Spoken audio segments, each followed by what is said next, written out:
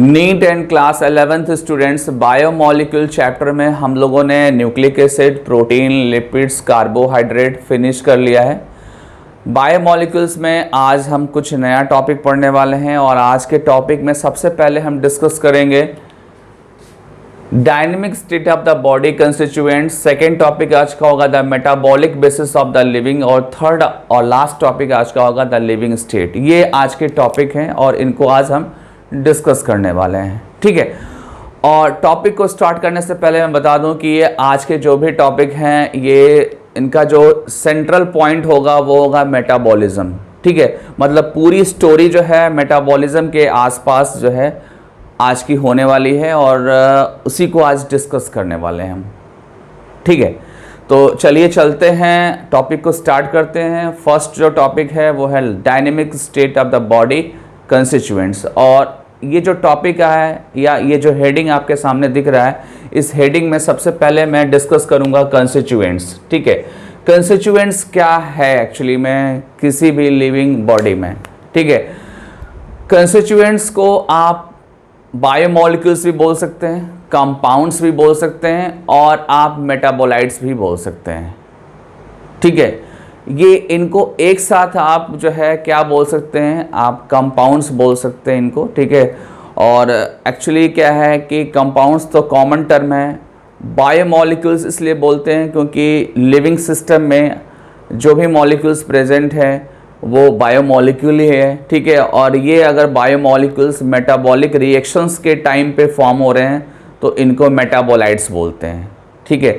थोड़ा सा बात समझिएगा मेरी। मैं ये कहना चाहता हूँ कि जब भी रिएक्शंस होते हैं बॉडी में, ठीक है, आप जब आने वाले जो चैप्टर्स हैं लाइक आपका सेलुलर रेस्पिरेशन है, आपका फोटोसिंथेसिस है या और भी बहुत सारे चैप्टर्स हैं, वहाँ पे डिफरेंट रिएक्शंस हैं, ठीक है। डिफरेंट रिएक्शंस में क्या होते हैं कि बहुत सारे मॉलिक्यूल्स और कंपाउंड्स फॉर्म होते हैं, ठीक है। लाइक सपोज दैट कोई ए है तो ए बी को बनाता है और बी सी को बनाता है, ठीक है। तो ये जो ए बी सी जो मॉलिक्यूल्स हैं ये रिएक्शंस के टाइम पे फॉर्म हो रहे हैं, मेटाबॉलिक रिएक्शंस के टाइम पे फॉर्म हो रहे हैं, तो इनको आप क्या बोल सकते हैं, मेटाबोलाइट्स बोल सकते हैं, ठीक है। मेटाबोलाइट टॉपिक एक सेपरेट टॉपिक है जिसको मैं डिटेल आगे करूंगा, बट अभी आपको ये समझना है कि मेटाबॉलिक रिएक्शंस जब होते हैं तो उन रिएक्शंस में डिफरेंट टाइप के मॉलिक्यूल्स फॉर्म होते हैं, उनको हम मेटाबोलाइट्स बोलते हैं, ठीक है। तो मेटाबोलाइट्स बोलिए, आप बायोमोलिक्यूल्स बोलिए या कंपाउंड्स बोलिए, ठीक है, उससे आपको ज़्यादा डिफरेंस नहीं मिलेगा। ये सारी चीज़ें ऑलमोस्ट सेम हैं और आपको मैं बता दूं कि यही क्या है, बॉडी के कंस्टिट्यूएंट्स हैं। कोई भी आप लिविंग बॉडी आप डिस्कस करिए तो आपको ये क्या मिलेंगे, ये कंस्टिट्यूएंट्स के फॉर्म में मिलेंगे।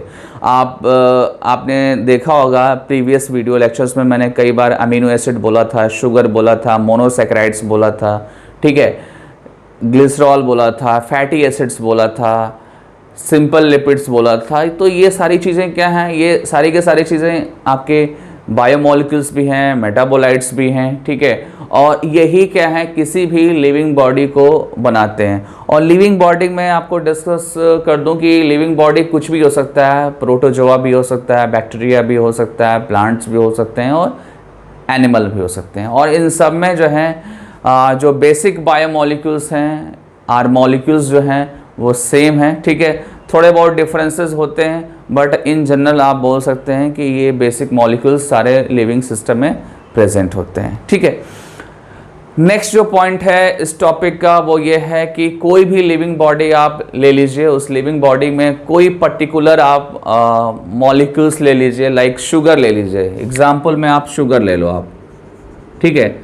तो शुगर जो है, शुगर का एक कॉन्सेंट्रेशन होता है, किसी लिविंग बॉडी में शुगर का एक कॉन्सेंट्रेशन होता है और वो कॉन्सेंट्रेशन आप रेंज में मेंशन करते हैं, जैसे कि 1 to 5 मिलीमोल, ठीक है, ये एक रेंज है, ठीक है। आपने शायद पैथोलॉजी में कभी ब्लड टेस्ट करवाया होगा आपने, या आप बहुत सारे केमिकल एनालिसिस देखा होगा तो उसमें रेंज मेंशन होते हैं, रेंज, ठीक है। फिक्स्ड वैल्यू नहीं होती है बल्कि क्या होती है, रेंज होती है। और रेंज होने का मतलब ये होता है कि कि मॉलिक्यूल्स का मिनिमम और मैक्सिमम आपको पता है, और इसी मिनिमम और मैक्सिमम के बीच में जो है एक हेल्दी बॉडी में वो पर्टिकुलर मॉलिक्यूल्स होना चाहिए, ठीक है। और हर एक मॉलिक्यूल्स का अपना एक कॉन्सेंट्रेशन होता है, अपना एक रेंज होता है, ठीक है। जैसे कि मैंने शुगर के लिए मेंशन किया, सपोज दैट आप अगर कीटोन बॉडीज़ की स्टडी कर रहे हैं, बॉडी के अंदर कीटोन बॉडीज़ का फॉर्मेशन होता है, अगर उसकी स्टडी कर रहे हैं तो उसका भी एक रेंज है, आप एल्बुमिन की स्टडी कर रहे हैं ब्लड में, तो उसका भी क्या है, एक रेंज है, ठीक है। आप ये नहीं कह सकते हैं कि कोई भी मॉलिक्यूल्स का एक कोई फिक्स वैल्यू है। हमेशा आप देखते हैं जब आप एनालिसिस करेंगे, ठीक है, आप जब पैथोलॉजी में ब्लड टेस्ट करेंगे तो उसमें क्या आपको मिलेगा, हमेशा कि आपको रेंज मिलने वाला है, एक फिक्स वैल्यू नहीं मिलने वाली है, ठीक है। और एक और भी पॉइंट है, वो ये है कि मॉलिक्यूल्स जब फॉर्म होते हैं, सपोज दैट कोई रिएक्शन हो रहा है, लाइक ए से बी फॉर्म हो रहा है और बी से सी फॉर्म हो रहा है, सी से डी फॉर्म हो रहा है, डी से ई फॉर्म हो रहा है, ठीक है। तो ये क्या है, मतलब कि यहाँ पे मॉलिक्यूल्स जो है ए बी में कन्वर्ट हो रहा है, बी सी में कन्वर्ट हो रहा है, ऐसे कन्वर्जन होता है, और जिसको बोलते हैं ट्रांसफॉर्मेशन। क्या बोलते हैं आप? ट्रांसफॉर्मेशन,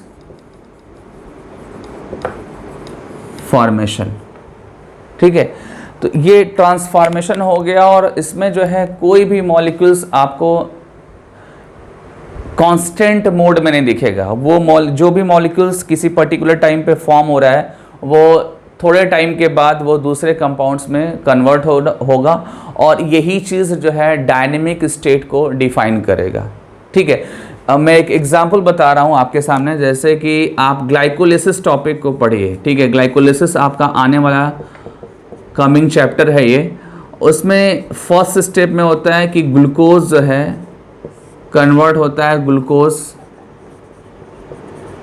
6-फॉस्फेट में कन्वर्ट होता है, ठीक है। तो जो इनिशियली ग्लूकोज जो है किसी पर्टिकुलर टाइम पे है, वो कुछ टाइम के बाद वो उसका कन्वर्जन दूसरे कंपाउंड में हो जाता है, ठीक है। और ऐसा होता रहता है, देन ग्लूकोज 6-फॉस्फेट जो है अदर किसी मॉलिक्यूल्स में कन्वर्ट हो गया, लाइक फ्रक्टोज 6-फॉस्फेट में कन्वर्ट हो गया।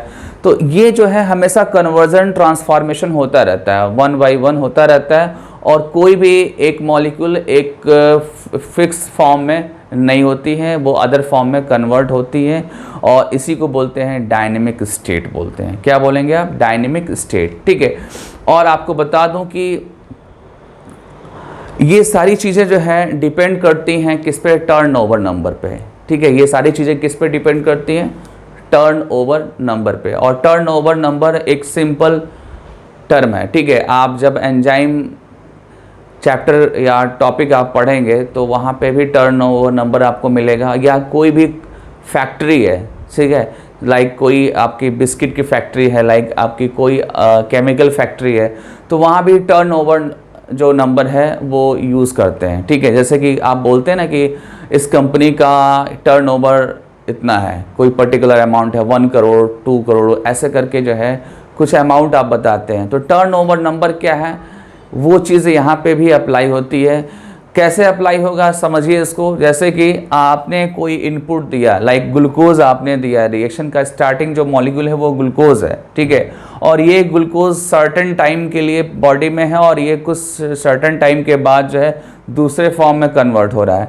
तो ये हो गया आपका प्रोडक्ट, और ये हो गया आपका रिएक्टेंट हो गया, ठीक है। ये प्रोडक्ट हो गया, और ये क्या हो गया? रिएक्टेंट हो गया। और यही प्रोडक्ट और रिएक्टेंट के रिपीटिशंस को बोलते हैं क्या? आप टर्नओवर, ठीक है। क्या बोलेंगे आप? टर्नओवर, मतलब कि पहले कितना आया और क्या बना, ठीक है। यही क्या होगा? आपका टर्नओवर नंबर है। और ये आपके मेटाबॉलिक प्रोसेस में ये कॉन्सेप्ट आपका अप्लाई होगा, मेटाबॉलिक प्रोसेस में ये कॉन्सेप्ट आपका अप्लाई होने वाला है, ठीक है। मैं एक बार फिर से रिपीट कर दे रहा हूँ कि बॉडी के अंदर डिफरेंट रिएक्शंस हो रहे हैं, और उन रिएक्शंस में स्टार्टिंग कहीं ना कहीं किसी पर्टिकुलर कंपाउंड से होता है, और वो कंपाउंड उस रिएक्शन का रिएक्टेंट है, या एक तरीके से स्टार्टिंग मॉलिक्यूल्स है, और कुछ टाइम के बाद वो कुछ और अदर कंपाउंड्स में कन्वर्ट होने वाला है। तो ये हो गया आपका इनिशियल कंपाउंड, और ये हो गया आपका प्रोडक्ट, ठीक है। इनिशियल से जो प्रोडक्ट फॉर्म हो रहा है, ठीक है, और फिर प्रोडक्ट्स आगे यूज़ हो रहा है, इसी चीज़ को आप क्या बोलते हैं, टर्नओवर बोलते हैं। क्या बोलते हैं, टर्नओवर। ठीक है, अब आपको ये बताता हूँ कि जब भी आप रिएक्शंस देखेंगे, कोई भी आप रिएक्शंस देखिए, आप सेलुलर रेस्पिरेशन में रिएक्शंस देखिए, या आप जो बॉडी फ्लूइड एंड सर्कुलेशन में बहुत सारे रिएक्शंस होते हैं, ठीक है, या आप रेस्पिरेशन चैप्टर में आप देखेंगे बहुत सारे रिएक्शंस होते हैं। तो रिएक्शन जब भी होते हैं तो वहाँ पे क्या होते हैं, बॉन्ड का ब्रेक भी होते हैं और बॉन्ड फॉर्म भी होते हैं। ये भी चीज़ समझना होगा आपको। जब कन्वर्जन होते हैं, रिएक्शंस होते हैं, तो बॉन्ड का फॉर्मेशन भी होता है और बॉन्ड ब्रेक भी होते हैं। ठीक है, बॉन्ड ब्रेक होते हैं तो न्यू बॉन्ड्स फॉर्म होते हैं। आप ऐसे बोल सकते हैं कि ओल्ड बॉन्ड जो होते हैं वो ब्रेक होते हैं तो न्यू बॉन्ड फॉर्म होते हैं। ठीक है, तो ये जो बॉन्ड का इन्वॉल्वमेंट है, ये बॉन्ड का ब्रेकिंग और फॉर्मेशन जो है, ये ट्रांसफॉर्मेशन को हेल्प करता है, ट्रांसफॉर्मेशन को हेल्प करता है। अब आगे आते हैं, हम डिस्कस करते हैं कि लिविंग स्टेट में आप जब मेटाबॉलिक रिएक्शंस को डिस्कस करेंगे तो आपको सारे के सारे मेटाबॉलिक रिएक्शंस कैटेलाइज रिएक्शंस मिलेंगे आपको उसमें। ठीक है, कैटेलाइज मीन्स कि वहाँ पे एंजाइम इन्वॉल्व होगा, और एंजाइम जो होते हैं किसी भी रिएक्शंस की रेट को फास्ट कर देते हैं। एक्चुअली एंजाइम्स जो होते हैं वो बायो कैटलिस्ट होते हैं, और बायो कैटलिस्ट हमेशा क्या करता है, रिएक्शंस की रेट को फास्ट करता है। मैं एक बार फिर से रिपीट करता हूँ कि जब आप किसी भी लिविंग सिस्टम में मेटाबॉलिक रिएक्शंस की स्टडी करते हैं तो सारे के सारे मेटाबॉलिक प्रोसेस जो है वो एंजाइम से कैटलाइज होते हैं, एंजाइमेटिक होते हैं। और एंजाइमेटिक होने का जो बेनिफिट है वो ये है कि रेट ऑफ कन्वर्जन या रेट ऑफ रिएक्शन जो होता है वो फास्ट हो जाता है। ठीक है, ये इम्पॉर्टेंट लाइन है, इसको समझना होगा आपको। और कभी कभी हम अगर ये सोचते हैं कि अनकैटेलाइज रिएक्शंस भी होते हैं बॉडी में, तो आपको मैं बता दूं कि अनकैटेलाइज रिएक्शंस बॉडी में नहीं होते हैं, क्योंकि अगर अनकैटेलाइज रिएक्शंस होंगे तो जो रिएक्शन की रेट हो जाएगी वो स्लो हो जाएगी, वेरी वेरी स्लो हो जाएगी।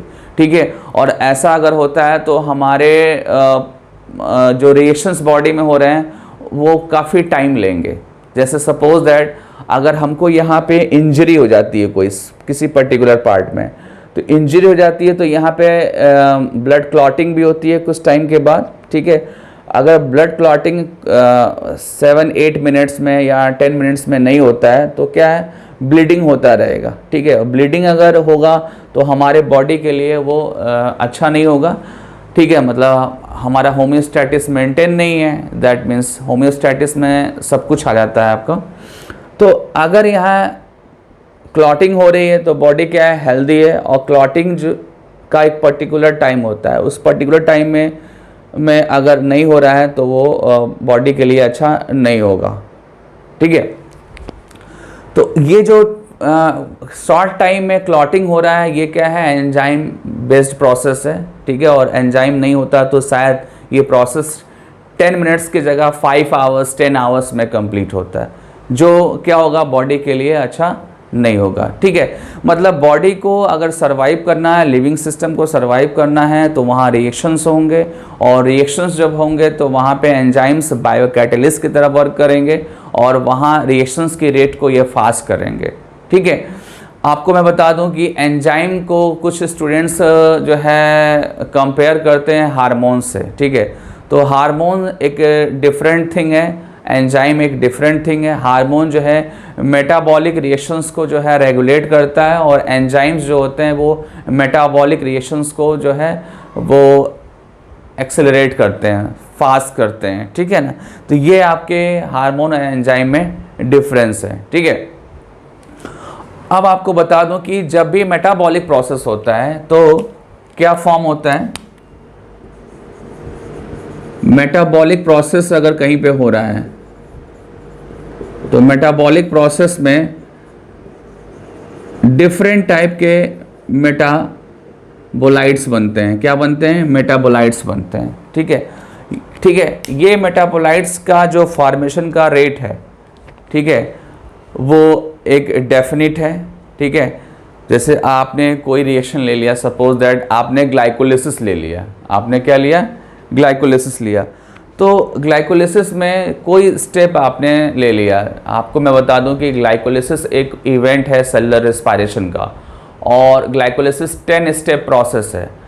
आपने 10 स्टेप प्रोसेस में किसी पर्टिकुलर स्टेप को आपने स्टडी किया और देखा कि वहाँ पे उस स्टेप का एक डेफिनेट रेट है, ठीक है। ये आपको लर्न करना होगा लाइन। कोई भी मेटाबॉलिक रिएक्शंस हो रहा है उसका एक डेफिनेट रेट होता है और उसका एक डायरेक्शन होता है, ठीक है। डायरेक्शन और रेट जो है वो डिसाइड करता है बॉडी का जो सिस्टम है उसको क्या रिक्वायर्ड है, क्या वो चाहता है बॉडी का सिस्टम, उसके अकॉर्डिंग उसका रेट जो है फास्ट होता है और उसकी डायरेक्शन डिसाइड होती है, ठीक है।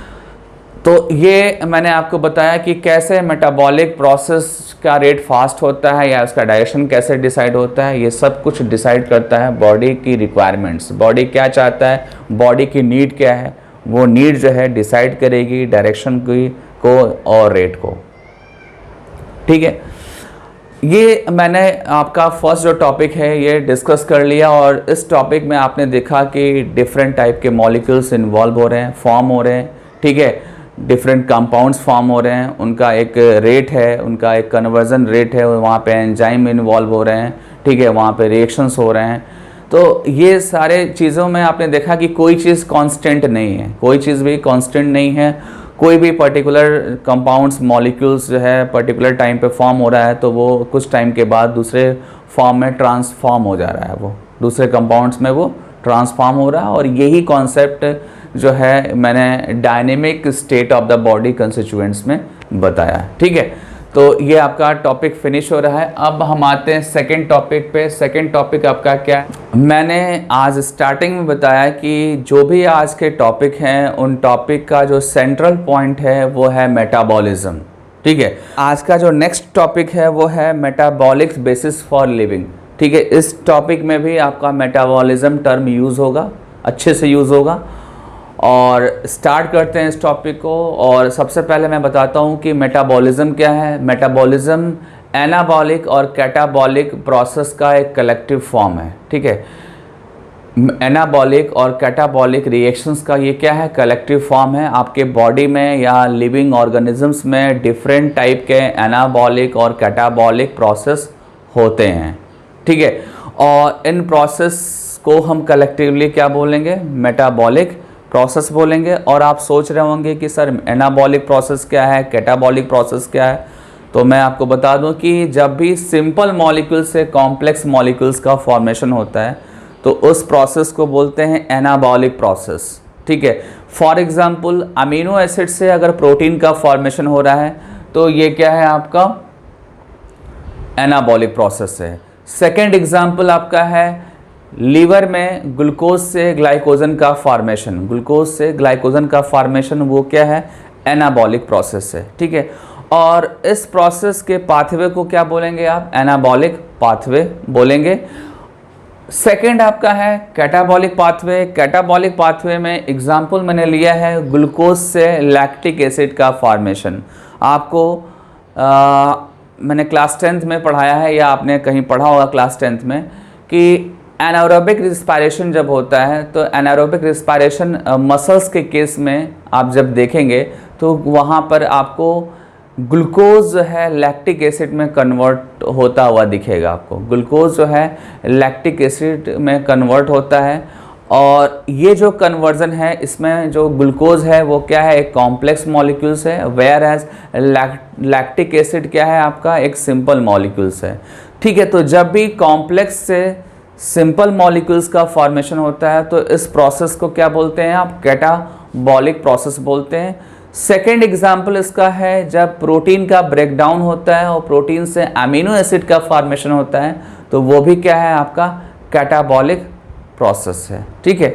तो ऐसे आपके बुक्स में डिफरेंट चैप्टर्स में आपको डिफरेंट टाइप के रिएक्शंस मिलेंगे जो कैटाबॉलिक और एनाबॉलिक प्रोसेस से रिलेटेड हैं, ठीक है। अब हम डिस्कस करते हैं एनर्जी को यहाँ पे, ठीक है। मेटाबॉलिक प्रोसेस में एनर्जी हम डिस्कस करने वाले हैं। सबसे पहले हम डिस्कस कर लें एनाबॉलिक पाथवे में एनर्जी को। कोई भी एनाबॉलिक प्रोसेस है उसमें रिक्वायर्ड होता है क्या? एनर्जी का रिक्वायरमेंट्स होता है, ठीक है। और एनर्जी की रिक्वायरमेंट्स जो है के लिए जो है डिफरेंट टाइप के कंपाउंड्स हमारे बॉडी में होते हैं, वो उस एनर्जी की रिक्वायरमेंट को फुलफ़िल करते हैं, ठीक है। और आपको मैं बता दूं कि जब भी एनर्जी फॉर्म होती है तो उस समय क्या होता है, बॉन्ड्स का ब्रेक डाउन होता है। आप एनसीईआरटी पढ़ेंगे तो वहाँ पे मेंशन है डिग्रेडेशन वर्ड यूज़ किया गया है। डिग्रेडेशन मीन्स ब्रेक डाउन, और जब बॉन्ड ब्रेक होता है तो एनर्जी निकलती है, ठीक है। और ये एनर्जी का जब स्टोर करना होता है, इस एनर्जी को जब स्टोर करना होता है तो अगेन क्या होता है, बॉन्ड्स का फॉर्मेशन होता है, ठीक है। और according to need of the body ये बॉन्ड्स अगेन क्या होते हैं, अगेन ब्रेक होते हैं और एनर्जी लिबरेट होती है। और ये एनर्जी डिफरेंट प्रोसेस में, डिफरेंट फंक्शन में यूज़ होते हैं। जैसे कि एनसीईआरटी ने बोला है कि बायोसिंथेटिक प्रोसेस में, ऑस्मोटिक प्रोसेस में या मैकेनिकल वर्क में ये एनर्जी यूज़ होगा। जो केमिकल बॉन्ड्स में स्टोर एनर्जी है वो यूज़ होगा as per the body demand, ठीक है। अब आते हैं नेक्स्ट, कैटाबॉलिक पाथवे से रिलेटेड जो एनर्जी है उसको डिस्कस करते हैं। कैटाबॉलिक जब प्रोसेस होता है तो सिंपल वहाँ क्या है कि कॉम्प्लेक्स मॉलिक्यूल्स का ब्रेक डाउन होगा और कॉम्प्लेक्स मॉलिक्यूल्स सिंपल फॉर्म में कन्वर्ट होंगे। सिंपल फॉर्म में जब कन्वर्ट होते हैं तो उस टाइम पे क्या होता है, बॉन्ड ब्रेक होने की वजह से क्या होता है, एनर्जी लिबरेट होती है। और वो एनर्जी जो है, ठीक है, वो एनर्जी जो है डिफरेंट प्रोसेस में यूज़ होता है। तो अभी आपको ये जानना है कि एनाबॉलिक में एनर्जी रिक्वायर्ड होती है और जो कैटाबॉलिक प्रोसेस है वहाँ पे क्या होता है, एनर्जी रिलीज होती है या लिबरेट होती है, ठीक है। आगे का जो पॉइंट है वो ये है कि एनर्जी का कोई ना कोई फॉर्म एक होना चाहिए, ठीक है। ऐसा नहीं है कि एनर्जी का कोई फॉर्म नहीं है, एनर्जी के फॉर्म होते हैं, ठीक है। डिफरेंट ऑर्गेनिजम्स में डिफरेंट टाइप के एनर्जी करेंसी वाले मॉलिक्यूल्स होते हैं, जिसमें कॉमन जो है, जो सारे ऑर्गेनिजम्स में है मिलता है एनर्जी करेंसी कंपाउंड, वो क्या है, एटीपी है, ठीक है। वो क्या है, एटीपी। एटीपी मीन्स कि एडेनोसिन ट्राइफॉस्फेट, ठीक है। और यहाँ पे फॉस्फेट 3 होते हैं, 3 फॉस्फेट यहाँ पे होते हैं एटीपी में। और ये फॉस्फेट जब ब्रेक होते हैं, बॉन्ड्स जब ब्रेक करते हैं तो एनर्जी निकलती है और वो एनर्जी यूज़ होती है। लेकिन जब एनर्जी को स्टोर करके किसी कंपाउंड या मॉलिक्यूल्स के फॉर्म में स्टोर करना है तो ज़्यादातर केसेस में देखा होगा कि एटीपी के फॉर्म में एनर्जी स्टोर होती है। और इसके अलावा कुछ अदर भी एनर्जी करेंसी होते हैं, लाइक आपका फॉस्फोजीन है, फॉस्फोकेरेटिन है, ये क्या है, अदर एनर्जी करेंसी मॉलिक्यूल्स हैं, ठीक है। आपको पता होना चाहिए कि अदर एटीपी के अलावा भी अदर एनर्जी कंपाउंड होते हैं और इसके अलावा भी बहुत सारे कंपाउंड्स हैं, ठीक है। मैंने आपको 2 एक्स्ट्रा बताया क्योंकि इतना आपके लिए क्या है, सफिशिएंट है, ठीक है। तो ये जो भी मैंने आपकी बताया वो क्या बताया, मेटाबॉलिक बेसिस फॉर लिविंग के लिए बताया।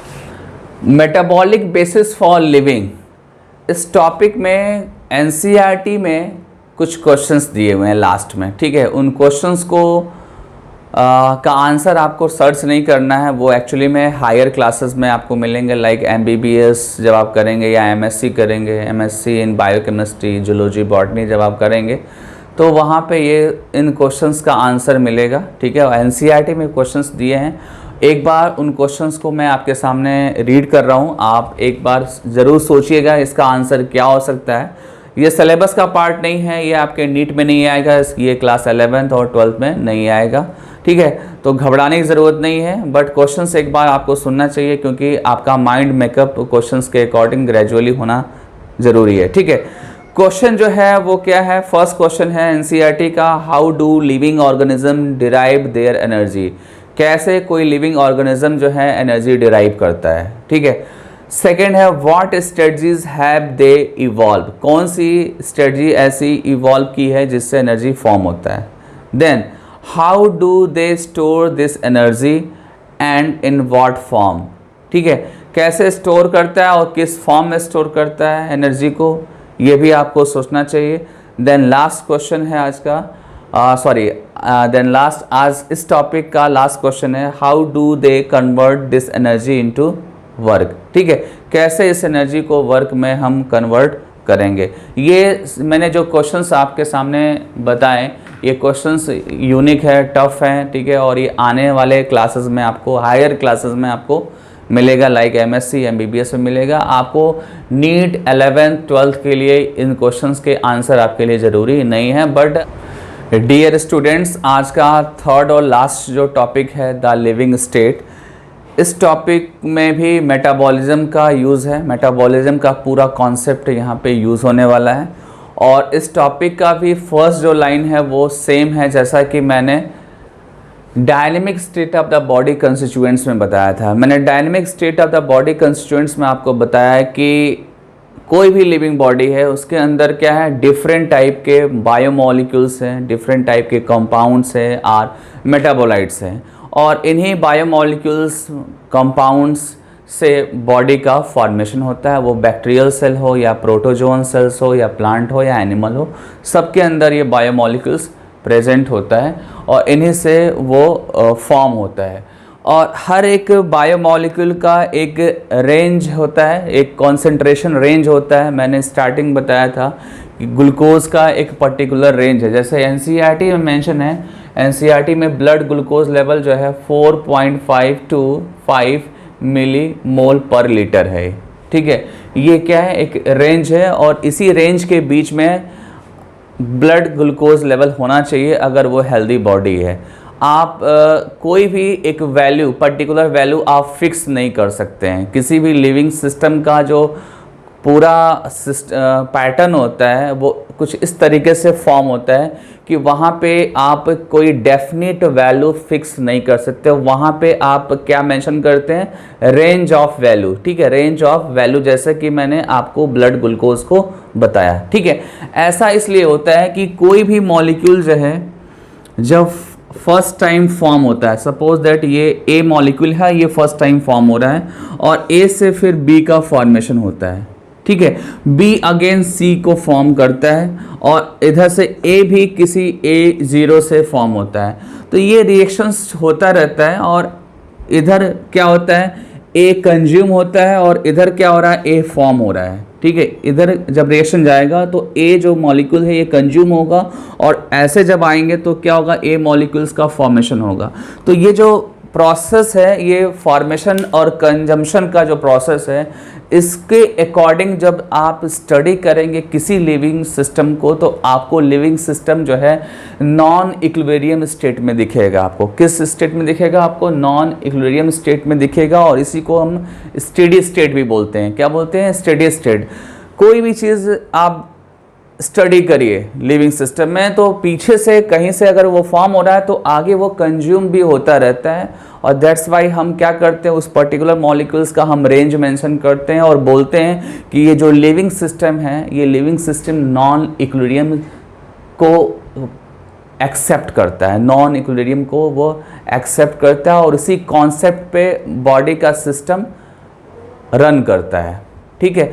आप कभी भी मेंशन नहीं कर सकते हैं कि बॉडी का सिस्टम इक्विलिब्रियम स्टेट में है, ये रॉन्ग होगा, ठीक है। हमेशा आप क्या बोलेंगे कि बॉडी का सिस्टम जो है नॉन इक्विलिब्रियम स्टेज में होता है, क्योंकि ये कोई भी मॉलिक्यूल्स यहाँ पे फर्स्ट टाइम जो फॉर्म होता है वो अगेन क्या होता है, कंज्यूम भी होता है और फिर बैक साइड से फिर से वो फॉर्म होता हुआ दिखेगा।